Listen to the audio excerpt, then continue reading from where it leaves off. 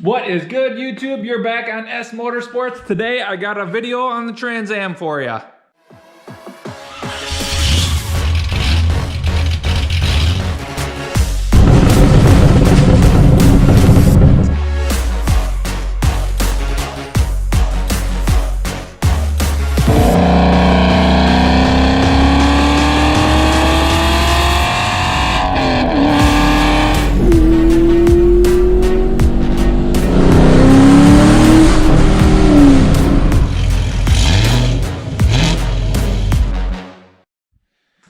Today, I got a video for you on the Trans Am. We are going to be rebuilding all of the steering components.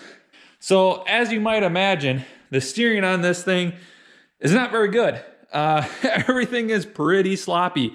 So, I've been working on that on and off. I didn't film this other part that I did, which I will talk about quick. So, this is my old steering pump off of the original 305 Trans Am engine. I have like an 89 truck pickup pump in there because that's just what I had from the original like donor engine. I ended up, this is the truck pressure valve basically. And inside of here, there's a little check ball and spring that's basically your pressure relief valve. So what I did was I reduced the pressure with a pressure reducing kit to hopefully bring that down to maybe closer to 1,000 PSI.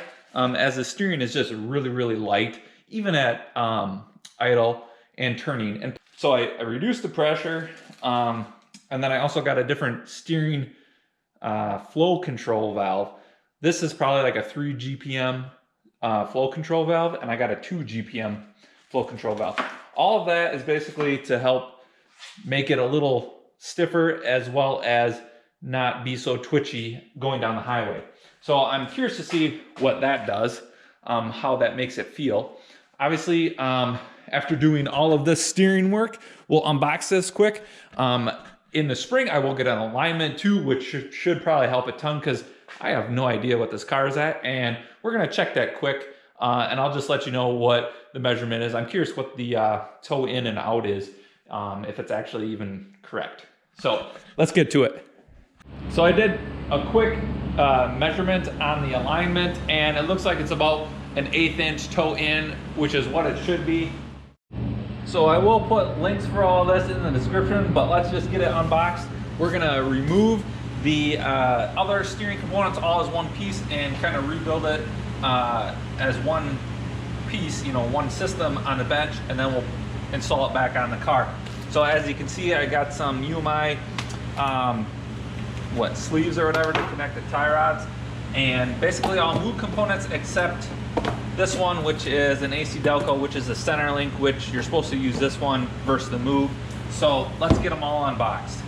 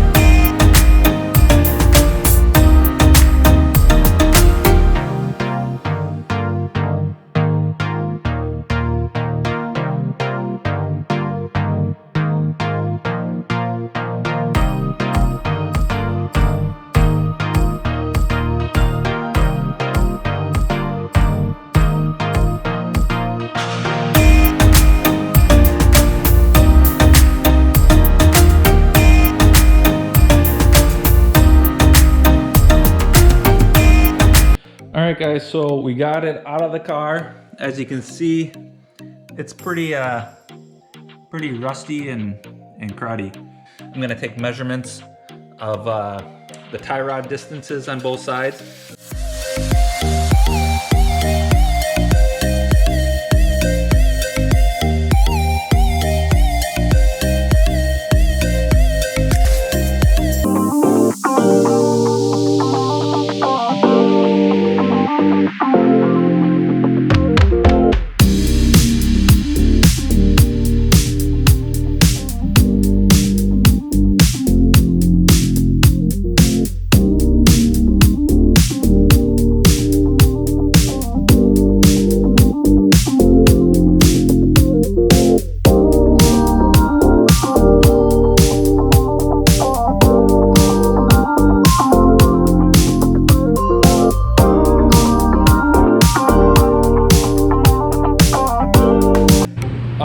So we got everything completed.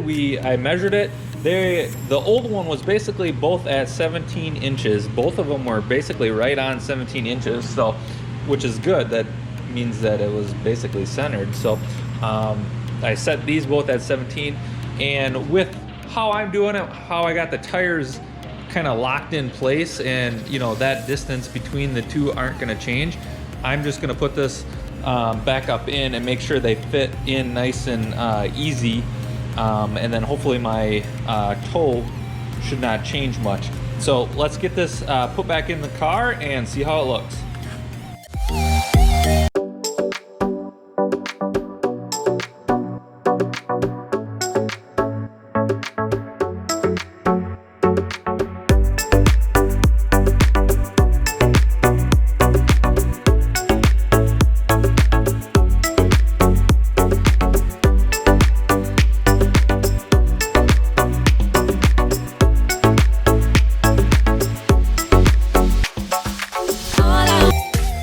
Alright guys, so in the idle arm, they include some instructions where you're supposed to, I don't really know what it's trying to say, honestly. You're supposed to align the center link or get it level is what it looks like. So right or wrong, this is what I did. I took my level, put it up on there, and got the idler arm level, and that makes sense to me as you want this arm and this arm to be at the same angle, so when it turns, it's going together and in the same motion. So having that bar level makes sense to me, so that's what I did. All right guys, almost done with it. I got everything torqued up to what it should be. These, the idle arm was 50 foot-pounds. The other nuts for the tie rods, outer and inner, all these castle nuts are 40 foot-pounds. And then like I said, I had those set to the right length. Everything went in like it should, so I didn't turn these at all. I just tightened these up. And again, this guy looks nice and level. I think it looks really good. And I put all the greasers in to the tie rods, and now we just gotta grease these up and we're done.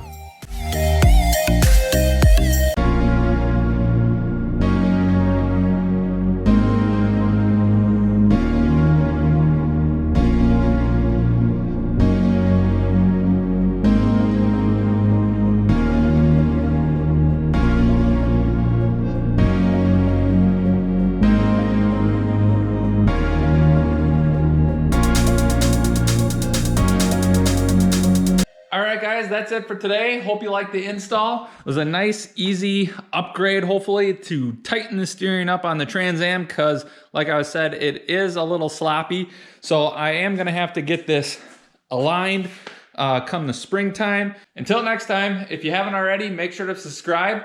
I'd really appreciate it. It definitely is growing the channel, and we're on our way to 1,000 subscribers, which right now is my goal, which hopefully we'll hit that in the near future. So if you could, I would greatly appreciate it. So until next time, stay tuned, because I have other mods for the Trans Am, mainly maybe some exhaust work, maybe this giant pipe right here.